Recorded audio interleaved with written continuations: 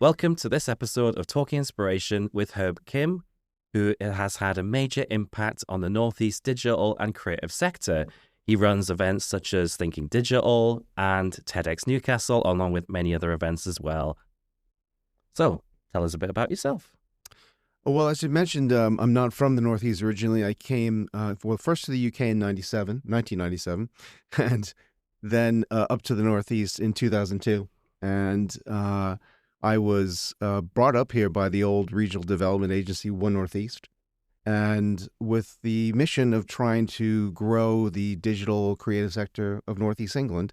And I've been doing it in one capacity or another since 2002. So 23 years Wow. now, I guess. So it's been a while. Yeah. To be a dab hand at it. I've certainly been to the Thinking Digital conference, and it's absolutely amazing. It sort of brings people, to the area, many of whom may never have even been here, but it also is a great way of sort of celebrating what's going on here as well, and bringing, guests that are well known to the area and just getting them to experience the Northeast. That's been a really great thing to see. Thank you. Yeah, no, it's been a joy to be a part of it for sure. Excellent. Yeah. Brilliant. Yeah. So for inspiration, there's probably something that means something to you. So have you got something with you that sort of inspires you?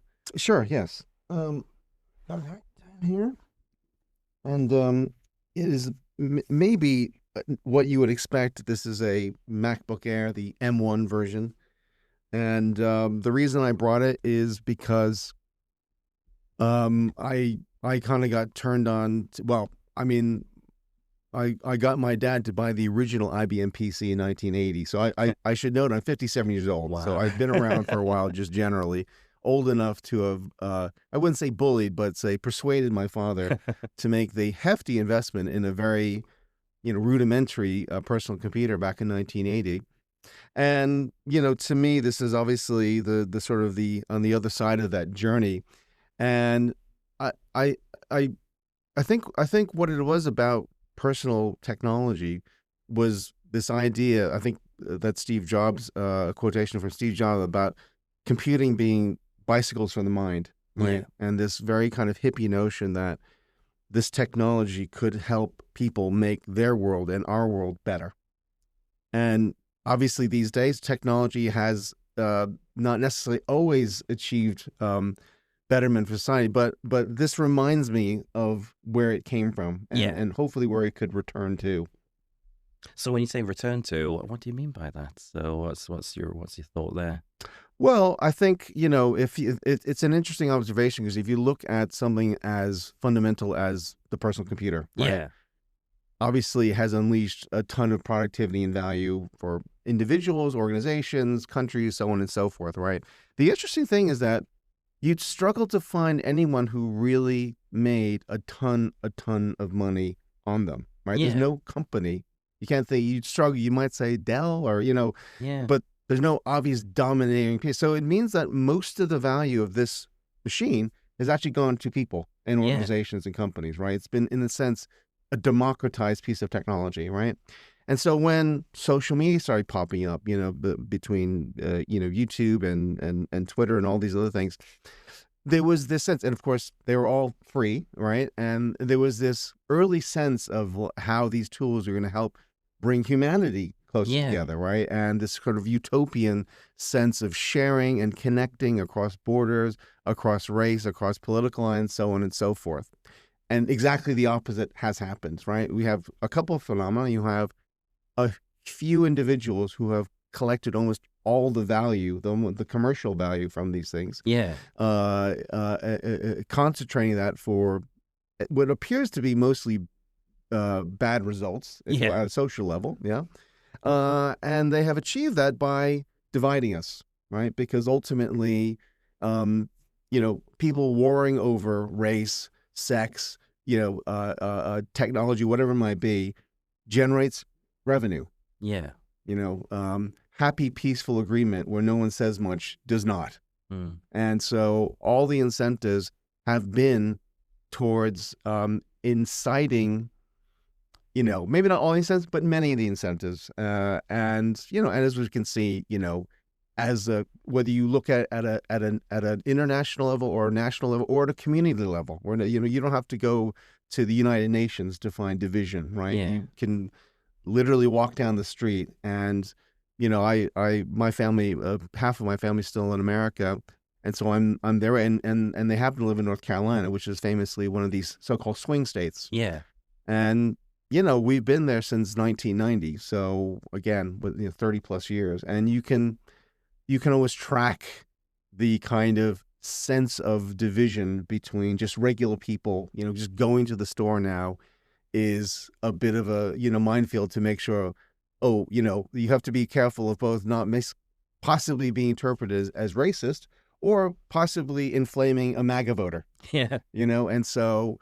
And it's just a bizarre overhead to have in supposedly the world's richest, most, powerful and advanced country. Yeah. That actually the quality of life for the regular person has got worse. Now, can you put it all on the feed of social media? No, but you can put a lot of it there. That's certainly one thing that's different from, say, 1990 to today.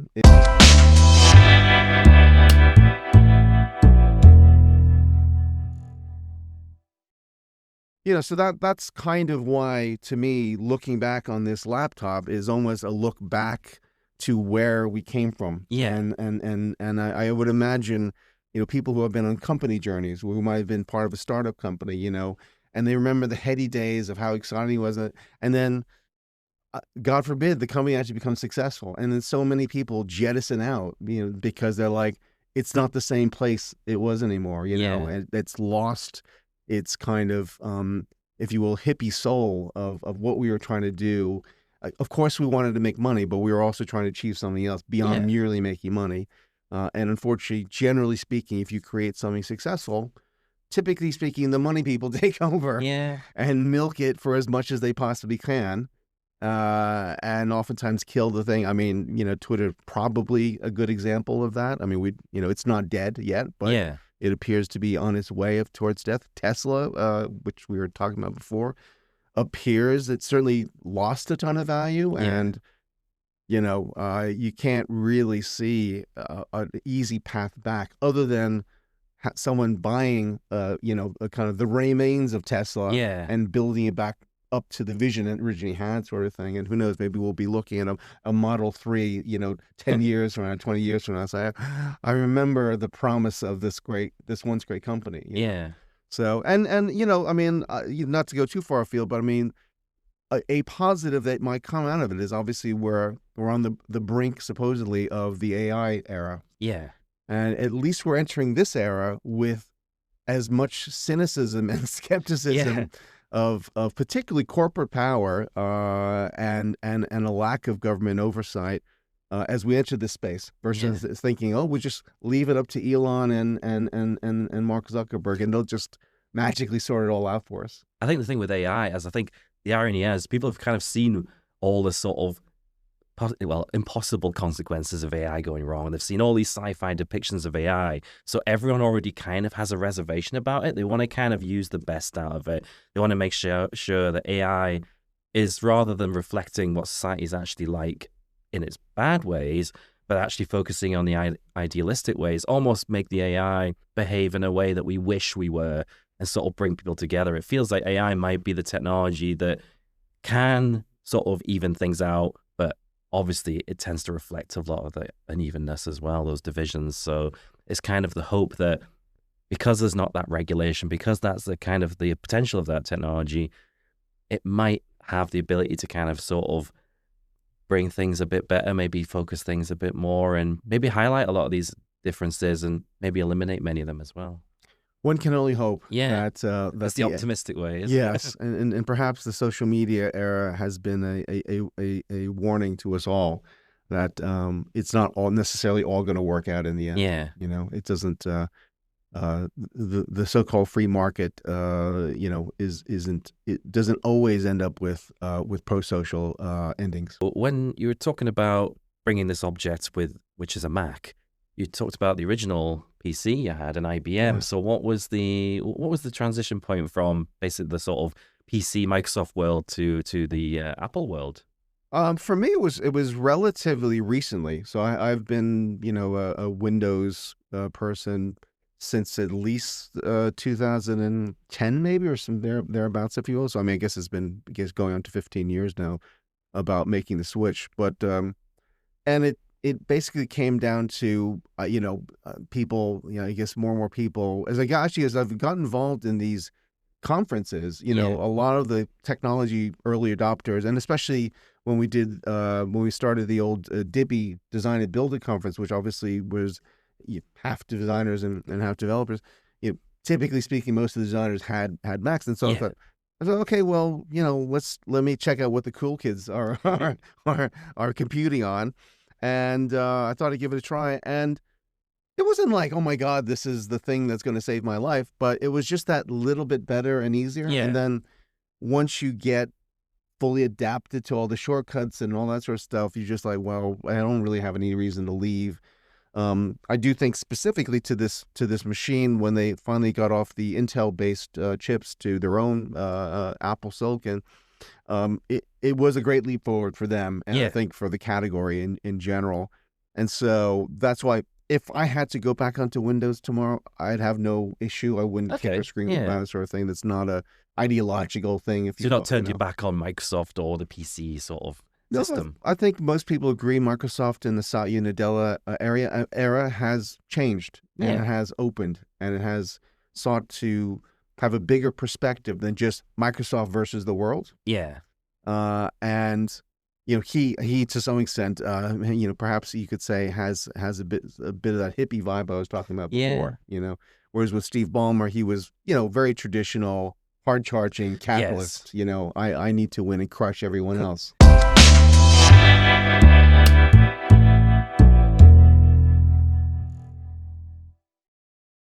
I remember I was at an event in London many years ago, and Steve Ballmer was there, and he was speaking, and I had a chance to ask a question about some old device they had at the time, and whether it was going to be released in the UK, because there wasn't really any kind of sign of that. And I just straightforward asked him, and he basically just said no.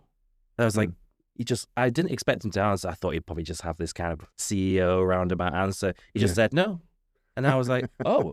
And that was the first time they'd actually admitted to this at that time. This was for their Zune device, which was like a music player. And I was like, oh, but just his whole vibe is totally different to Satya, who's the current CEO. So it's kind of like the friendly neighborhood Microsoft these days. But it's interesting that it's not like an anti-Microsoft thing at all. It's just you went to that particular platform, and it suits you quite well, Just to try it. I mean, more or less around the same time. Weirdly, I was originally on the old iPhone 3G, and then I actually got given at a Google event, one of the early Android phones. Yeah. I forget the name of it now. And I used that for years. I was actually on Android for years. I was on some of the old Samsung Galaxy phones, and then randomly around, I guess maybe around the time of the Apple 6, I said, oh well, we'll switch back just to see what the hype's all about, and just see if it is actually any better, sort of thing. And then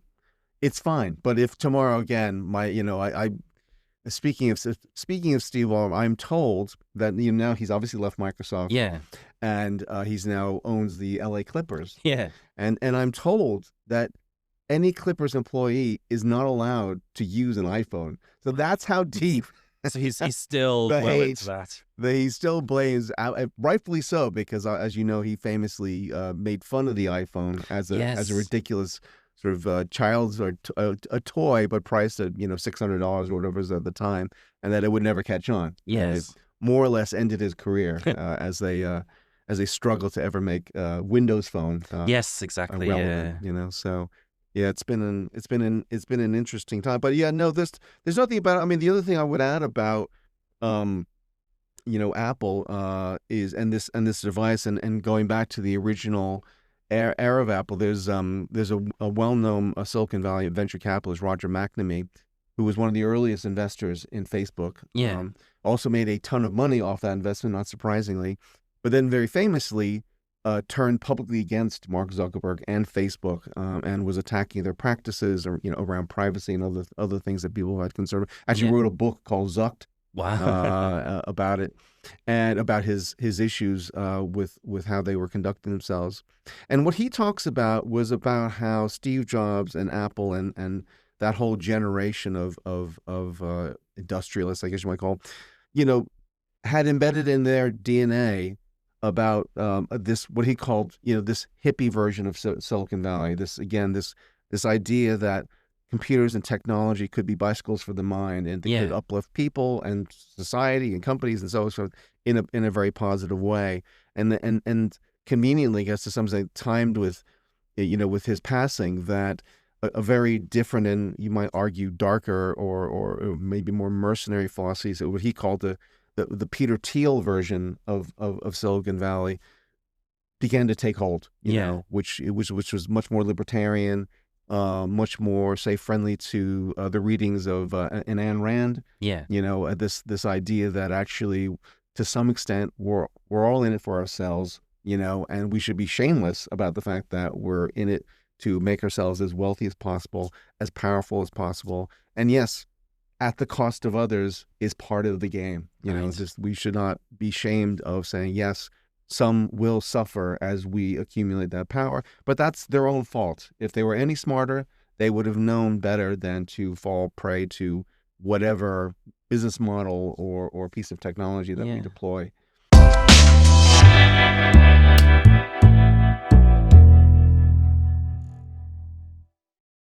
One of the things that I think, for better or for worse, that Steve Jobs and Apple did was they really actually democratized technology. So you'll remember an era in companies Yeah. where the CEO and the CFO and whoever else just talked to the IT director, the CIO, whoever it was, and just more or less just said, "You deal with that technology Yeah. stuff," right? Oftentimes, they might have had the most expensive laptop or computer in the company, but oftentimes never used it. Had their secretary print out Yeah. emails so they could read it on the plane, train, or whatever it might be, right? And the iPhone actually helped burst that barrier, where now the CFO was pressuring the CTO saying, "I want my iPhone to read company email. Yeah. Make it happen," right? And now suddenly the CTO is getting the call from upstairs. It used to be from all the employees saying, "Why the hell are we stuck with this technology that's so, all these ridiculous security barriers?" And so, and I think, and the other thing it did is that, so for people on Wall Street and then in the finance world, right, they were also actually, generally speaking, not very friendly to technology, right? They Yeah. had their old ways of doing business that they were very happy with because, generally speaking, they made them extremely wealthy, right? And so now what you see is, and then also the other thing as well is that as these companies start to get wealthier, so you imagine coming out of Harvard or Oxford or whatever sort of place, and your choice is put on a suit, get up at 6 a.m. every day, and then go down to the finance camps, Yeah. at Goldman Sachs or whatever, and suffer till midnight, and or I could go work for this company called Google, right? And they're paying me the same money for whatever Yeah. reason, but I get my lunch paid for. I show up kind of when I want to, right? I dress more or less how I want to, sort of thing. And and so you saw this interesting culture where and the thing about that is you start to bring in basically a lot of traditional money people. As you know, there's a class of people that just care about how do I get rich, Mm. right? And so it used to be typically finance, banking, that sort of thing, right? But now they're saying, "Oh, I could do the same thing, but wake up at noon, but I can do it in Silicon Valley," right? Yeah. And so I think you start to see an ethos of, if you will, normies coming in, and they were perfectly happy to say, "Oh yeah, that Peter Thiel stuff, that philosophy of just like get rich quick, however you have to," Yeah. and all this other stuff about, "Oh yeah, we're here to help change the world." Yeah, we'll say that in marketing, but whatever means that we can concentrate as much, income and wealth as quickly as possible, that's what we're actually going to do, and that's Right. exactly what happened, actually. Yeah. So I don't know. That feels currently like where we're at in this Yeah. kind of uh, uh, quasi dystopia, where we are at a macro level, richer, more advanced. To some extent, if you look at the top line numbers, you say, well, why is anyone happy? This is a nirvana. But yet on the ground, and you don't have to go on the ground if you're beneath the 0.01%, certainly 0.1%. It doesn't feel very good, right? I mean, it's remarkably unsatisfying, and it's not just money, because Yeah. even those who are, I've got retired people now at my age who are retired from their careers in banking and law and things like that, and yeah, they're like, yeah, so it's great that I achieved this thing, but I live in a country now where I actively fear is I have to sell my Tesla, Yeah. my beloved car, because I don't want to stress out every time I go to the restaurant or, Yeah. leave it overnight at a hotel that it's going to get keyed, it's going to get tires punctured, or worse, set on fire in some cases, right? And so it's a weird place that we live in, where on some levels it's never ever been better, and yet somehow or another, at a wide level, we feel less satisfied than certainly within our lifetime. Obviously, historically, I'm sure there have been wider, deeper depths of depression and whatnot. But it's a weird place to be. Is there any way back, do you think, to kind of, ease those divisions or turn that around, make things like that marketing message rather than the sort of go for the money? Is there any way back? What's the hope there? I think the greatest hope is that increasing an increasing number of normies, right? People who just wanted to be left alone in their nice house with their car, with their 2.5 kids or whatever. Yeah. To just, okay, there's all, they're increasingly worried, either because literally their jobs are being eliminated, or they just are just really stressed out about what's happening. And I think in America, I think if there's any positive come out of the last election, is that people realize that the Democrats, these establishment Democrats, are actually hopeless, right? I mean, who gives someone $1 billion in 3 months' time to win an election? Everyone says money is where you win this thing, right? And it outraised Trump by a factor of 3, right? And still lose. They lost bigger. We had a candidate who is half black, half Indian, and lost ground with blacks and Hispanics to Donald Trump, arguably who's called racist and misogynist seemingly every other sentence. And yet, so, and I think ultimately it's because, people realize that the Democrats for a long time now have really been a party of the rich. Yeah. Most of them are multimillionaires themselves, right?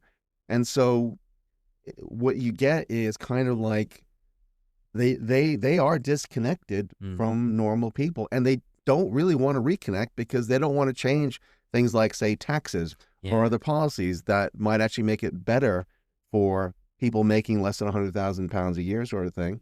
And so all they seek to do is say, we're not the bad orange guy over there. And that's literally been Hillary Clinton's campaign is, I'm not Trump. And Kamala's campaign was, I'm not Trump. Oh, also, he's a fascist. Yeah. That's how they up the ante, by adding even more swear words or derogatory terms. And you need to, people aren't dumb, right? Because if you have been a Democrat all these years, you have been waiting for that change, right? I mean, income and wealth distribution has got worse since World War II. Yeah. So you're talking, what are we, 70 years of steady worsening of, and so, and everyone comes in, it's going to be better, all this sort of stuff. And then they come and they go.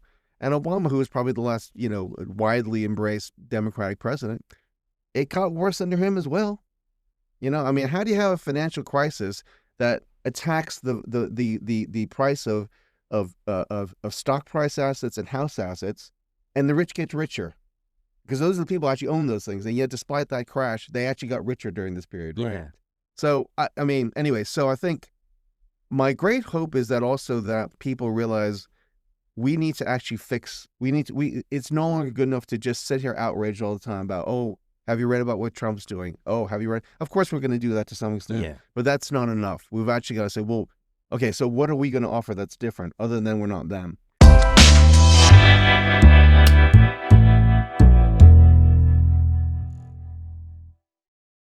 Yeah. And so my hope is that there's still change possible within the system and institutions we have, because I don't know where this goes. Now, we could spend all podcasts talking about craziness. I mean, there, a lot of people are talking about that part of this is effectively a pretext for Trump to be able to take over institutions in a martial law sort of way, right? To ensure that he can stay in power beyond 2028.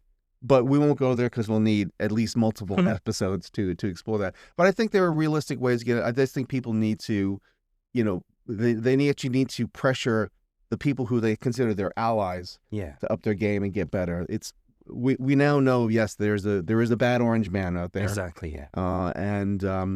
So we'll see.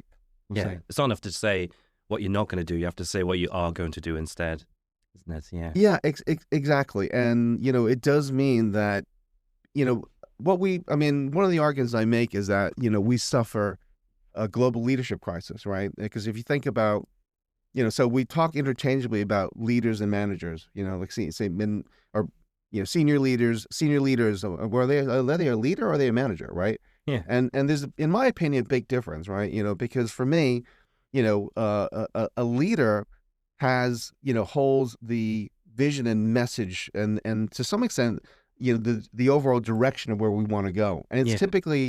it's typically a more emotive sort of message, like, for, I don't know, for anyone making less than £1 million a year, I'm for you, or whatever number you want to put, and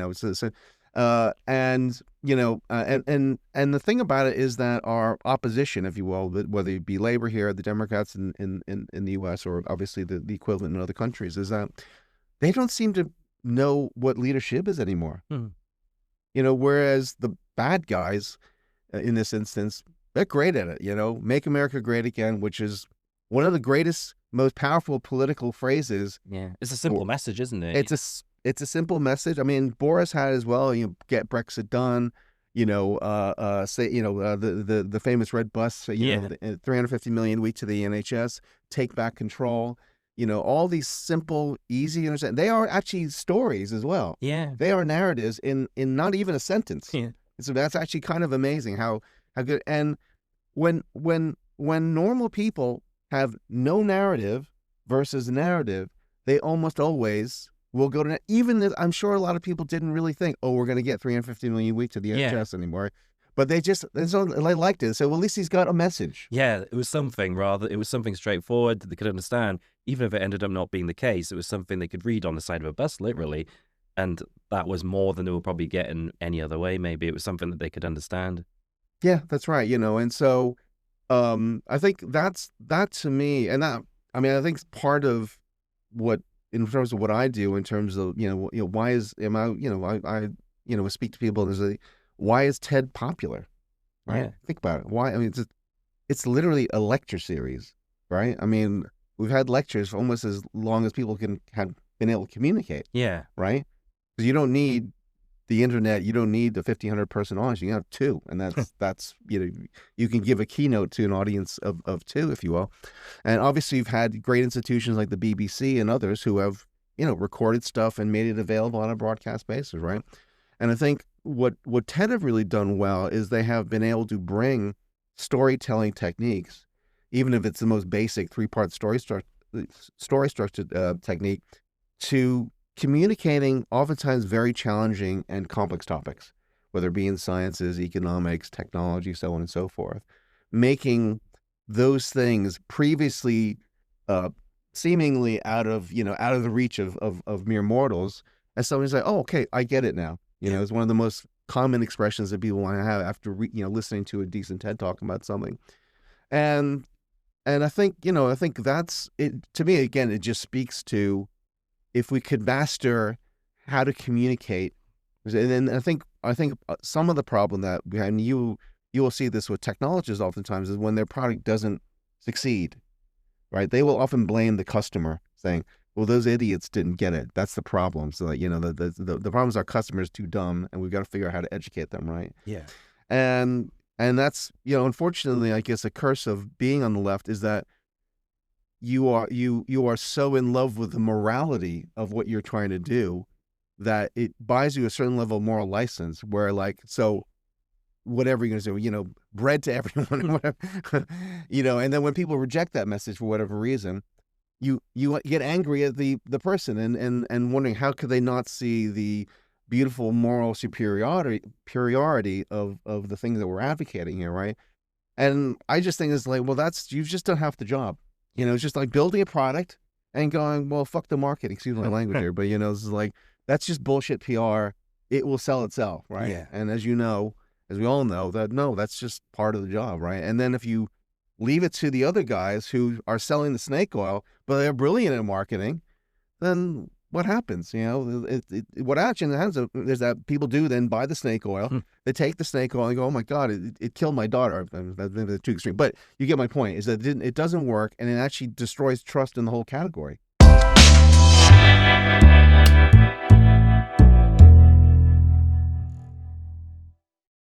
In my experience, the problem is that, because I'm a Princeton University undergrad.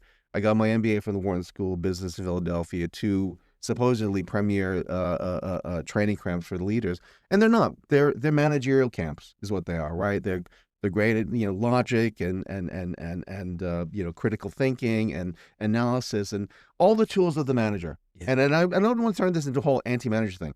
Both are important.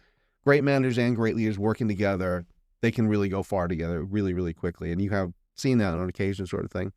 But the problem is that, someone like a Gordon Brown in this country is a great example, in my opinion, taking it to the political, where he must have been one of the most powerful men in British politics, maybe not in history because I don't know that far back, but certainly in modern politics, in terms of his total command of via the Treasury, of course. Yeah. But his ego just had, I have to get the top job.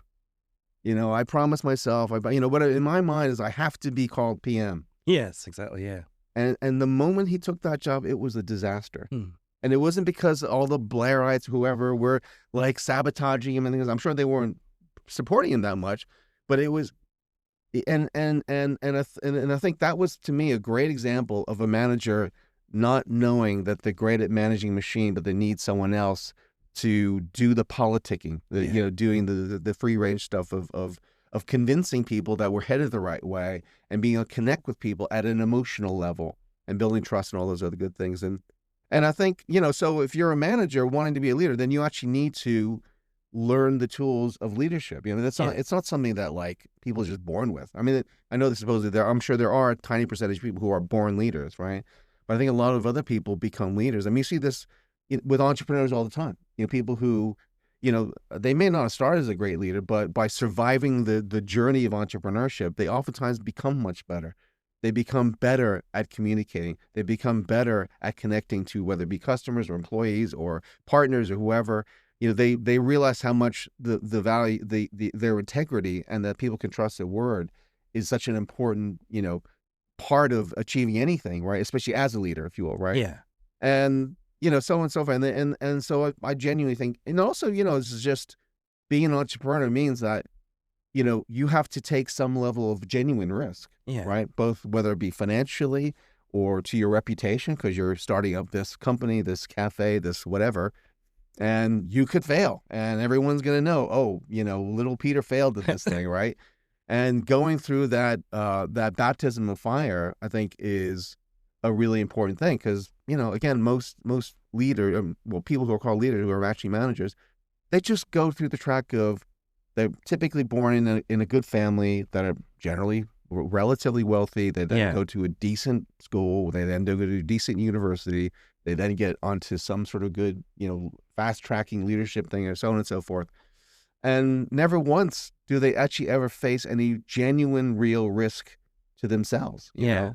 They're never put through, they call hardship, I had to stay up late, exactly, doing exams or papers or whatever sort of thing, like, come on, And so, anyways, so that's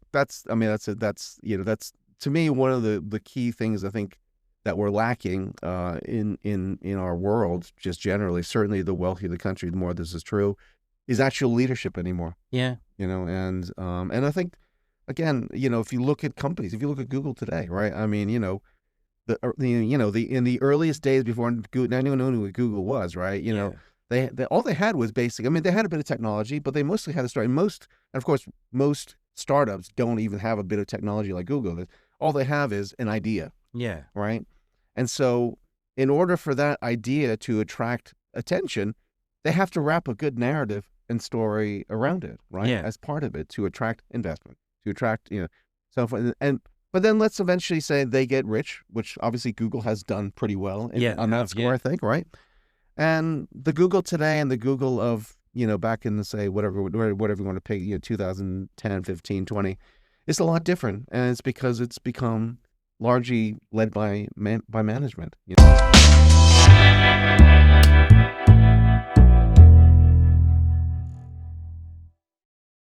Okay, so for some more inspiration, so that's the kind of things that happen with the sort of talks that you do and the presentations at Thinking Digital and TEDx. You've also got a photograph that inspires you. Can you show us that? Yes, I cheated and I brought two, so I hope Right, that's okay. brilliant. I hope Yes, that's of okay. course. I won't go on too far, but these are two fish. I'll start with this one here. It's a little bit perhaps more obvious. Should I show it to the camera? Yes. Yes, of Okay, course. cool. Yeah. So hopefully you can see it. Is that and what this is? It's a picture of the audience at Thinking Digital, and I realize this seems horribly self-promotional, and it's not meant to be that. No. What the reason that I brought it and the reason it inspires me, and there are of course other photos we have of it, is I mean when I came to the Northeast, my my my my big idea. I mean, ultimately, I was inspired. Sorry to make this all about Steve Jobs and Steve Wozniak, but Yeah. they met at a homebrew computing club, networking event in Yeah. Silicon Valley, and that's how they literally met. And and of course there are many many other stories. There's a whole economic theory about about the value of clustering, by some very smart people at MIT and other places like that. Uh, um, and that I mean, well, I might as well, for the purpose of this photo, go into it just really quickly, which is just they did it was actually a joint study between Cambridge and MIT looking at this so-called thing called clusters, and you'll sometimes hear about economic clusters, and that this is they're super valuable. And they were kind of like, okay, so what is it about these clusters that makes it? And so what they Yeah. did is they compared the greater Boston area to the United Kingdom and a region of Germany, right? So Okay. three different countries. And the reason they compare those three things is because they all received, roughly speaking, a similar level of federal and private research and development money. But you won't be surprised here that Greater Boston greatly outshone them all. So, I mean, one of the things that I learned about in this journey was around something called cluster theory, Yeah. which is a formal economic thing that people talk about. And it's more than, I mean, to some extent, it's kind of self-explanatory that, oh, clusters of people get together and they do cool stuff, right? But it goes a bit further than that. And I actually learned of research done formally between Cambridge and MIT in the United States, looking formally at clusters. And what they did was they compared three areas of the world: the Greater Boston area, a region in Germany, and the UK as a country. Yeah. And they did that because all three received roughly the same amount of research and development money between federal sources and private sources. But Greater Boston as a unit just did far better economically, their ability to convert that into. And so they were kind of looking around, and so, they had the normal sort of usual explanations about the, Americans are just generally more risk taking. Culturally they aren't ashamed of failing and all that sort of stuff, right? And of course, there may well be something there, right, sort of thing. But I think what they discovered was, through extensive interviews and research, was that one of the big things about Boston was that because it was a smaller geographic unit, Yeah. where obviously the chance of getting to know someone was easier because you were literally in the same sort of space, right?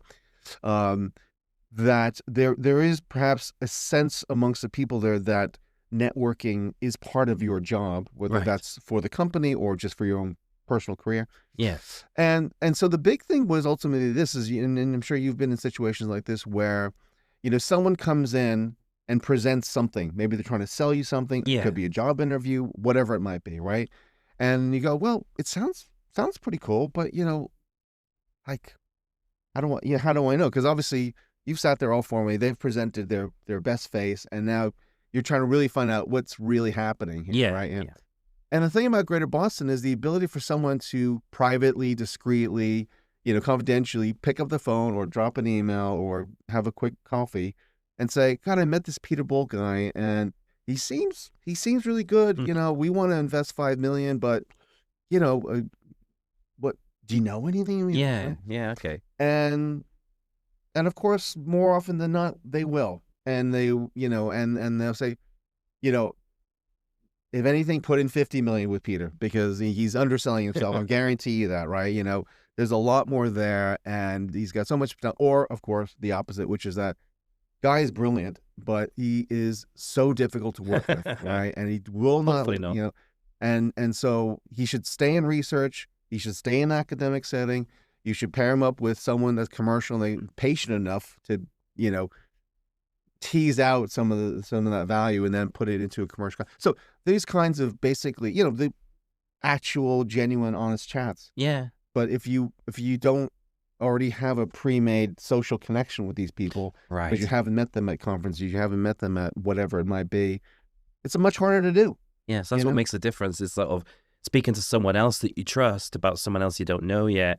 That then helps build trust with that new person. So is that the kind of thing where Thinking Digital can kind of foster that kind of connections? Is that why that's inspires you? Well, that's a big part of, you know, what we try to do, you know, with our events, is try to create that, what we call pop-up community. Right? Yeah. And I've had so many anecdotal things about people who met other people there, and at the very least, I mean, in some cases they've had babies and got married. Oh, wow. In some cases, obviously, a lot of friendships extended over time.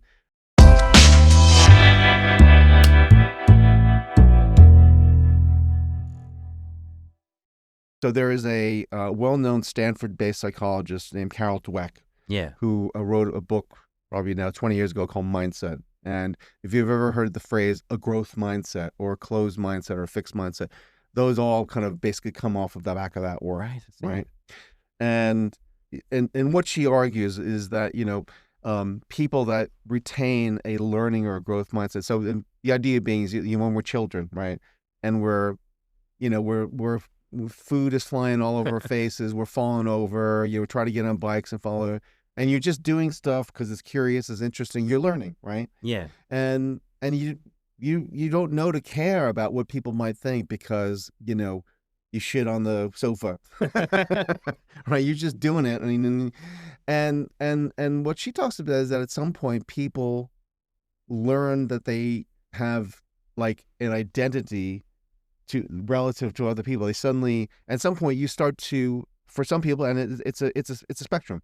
Yeah. You know, some people very early on become very aware. They become very status conscious, right? Right. They say, you know, without naming names, obviously, you know, so they start dressing better. That, you know, they and you know, and so and actually for bright kids, oftentimes it's a problem, because you might show some aptitude in math. Yeah. You know, and you become, it's Peter the math wizard. Right. You know, you're the math genius, right? And here's the thing about it, is, right, which is cool, right? I mean, you think I'm complimenting this kid, and, you know, things, and I'm not lying. You know, Jenny, you now have a reputation to defend, right? You now at 12, and suddenly you have a reputation. And so one of the weird things about that is that you actually start to potentially shy away from challenges, because you don't want to lose the reputation as the math genius, right? Of course, yeah. You don't want to actually be with other kids who might be actually bigger math geniuses than you are, right? You know, and of course, you know, there are of course plenty of people who, you know, in that space, who don't worry about that. You'll know some of these people who they love learning so much that actually they want to meet even brighter geniuses, right? Because they know there's like, and then just that, and so, you know, her argument is just that people that can retain that spirit of learning, and it's not, no, without being foolhardy. She's not, you know, expecting people to just, you know, remain all wide-eyed and you know, in love with learning, but, you know, and then these are the characteristics. And she said, you know, as she specialized in child development, those people are the ones who, you know, in general go off to be certainly happier, you know, generally speaking, more successful, both in professional life as well as personal life. You know, so on and so forth, right? So, which all good, right? That sounds good. And you think, okay, I want to have a learning mindset. Let's do this, right? But then you go, okay, so what she doesn't give you is, so how do you actually get there? Yeah. What does that mean? You know, how do you actually, you know, for a moment and so I'm not arguing in any way that what we do is the only way to do it, but I do think that it is something that brings people from all different walks of life back into a learning mindset, for at least an afternoon. And that in itself is a joyful state, right? There is something inherently joyful about just learning something interesting you didn't know before.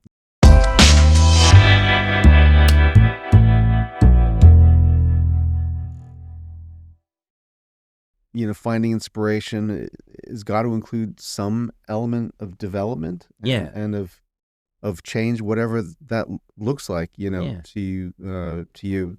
I've found inspiration, obviously, I'd say in travel, in movies that I've seen that have had, Yeah. in impact on, perspective and values, books, obviously for me, conferences Yeah. and gatherings. But I think it's just actively thinking about what that is for you, and it'll change because Yeah. sometimes, Exactly. Yeah. books, if you're a book person, maybe to some extent you have to take a vacation from books. Yeah. And do 'Cause- something different. and do something different. Go see a movie, invest in seeing, old friends that you haven't seen Yeah. before, or in a while. And, so it's, yeah. And I mean, to be honest, that is, I think that is actually, particularly for creatively minded people, is actually a challenge. Is how do you find your inspiration? Because it was easy. We would just go, oh, well, I need to do my inspiration exercises Yes. Yeah. today, Just do it. Exactly. and so for me, so it's been, I think I've talked about the ice bath. Another thing that I've invested in has been in meditation. Yeah. That, and I do genuinely believe that it's made a real difference in that. I think we're taught to believe that somehow or another your emotional responses to something are just pre-coded things. Yeah. Someone says, fuck you, asshole, and oh, I have to get angry at this person, Yeah. and then maybe say fuck you back, or maybe punch them, or whatever it might be, right? You could actually choose to not even get angry about it, Yeah. and make a choice to do So that. change your response. Yeah, there will be initial emotional responses. And I'm not saying, oh, you can pre-code that out of your life, but you don't have to, especially if you know it's to your detriment. Yeah. Someone says something offensive and you punch them. Well, that has consequences. Yeah. You might be morally correct, and everyone around you saying that's But it's gonna be a brilliant. lot worse for you because of that, though. I'm walking to a hotel in the Docklands area, Yeah. and with my bags, and there's like a group of, say, 12 kids, and say, let's say, like, average age 14 or something like that, right? And then one of them jumps out at me, right, and basically to scare me, and who press his group sort of thing, right? And it just literally zero. I was trying to act tough. I was trying to act cool. I had no idea it was a surprise, but it was just like, oh, hello. I literally said, oh, hello, as if he was a little child, which he was, and just moved on, and so I don't know what else to credit to other than this idea that maybe this meditation stuff actually does work, and that, and the only thing I would say is that I think that it's very useful for what you might call acute stress situations, where something bad has happened and you need to actually stay cool in real time, right? Well, I think it can possibly be bad is to try and manage it in chronic stress situations where you have a chronic stress in your life and you choose to kind of mute the emotionality of it through your meditative techniques. Yeah. Which means you're effectively ignoring stress that actually is in your life. Yeah. And so it's kind of like you can over-index, having found this, like, it's like anything, the hammer always, to a hammer, everything is a nail. Yeah, exactly. Yeah. And so that's what I'd say is the only thing to do is just like, it's cool if you've actually have found some value out of meditation, but it's not the answer of all things. No. It's just useful in certain situations. So yeah, something that's worked for you. And that's the thing, is like you're finding that change, that thing that means you can deal with the situation much better. I mean, those are the situations you're able to deal much better. And there could have been much more negative consequences to those, but just having that mindset, having that sort of base, whatever it might be, to kind of be more resilient in a situation, I guess was quite useful in your case. Yeah. Yeah. So for me, I think, those basically trying stuff, is been a real source of inspiration. And I feel, I mean, I unfortunately, I can't speak to Herb in a parallel universe who never did meditation, who doesn't do ice baths, and ask him how he's going. But it feels like, knowing who I was before and who I am now, that like it has made a difference, and I think that's that's because, and that's, I think for me, that one of the biggest differences is not just going, oh, I need inspiration. It's time for us to go on our annual holiday to whatever, right? Or I'm gonna go to this conference again, Yes. and it's like anything, it's like it's like having too much champagne. We were talking about that before, where it's like you drink champagne every day, and guess what? It's no longer special. Exactly. And so you find value or pleasure out of something once doesn't mean you need to go to the same trough every single time. Yeah. And so, I think honestly, for a lot of people who suffer from mental illness, I think actually sometimes it's a case of they can't find inspiration to move on, and maybe it's because their searching for inspiration is broken. They're using the same old things, the same tools to expect a different outcome, kind of thing. Yeah, I mean, it's kind of like people who lots of people party and have a great time in their 20s and 30s, and sometimes they carry on in the 40s and 50s, and it becomes a problem. They've always not moved on in developing what is a good time look like at this phase in my life. So Brilliant. Excellent. Thank you very much. Great. Thanks. So that was great to have you on this episode of Talking Inspiration. So if you enjoyed this episode, you can subscribe to Talking Inspiration and catch your next dose of inspiration.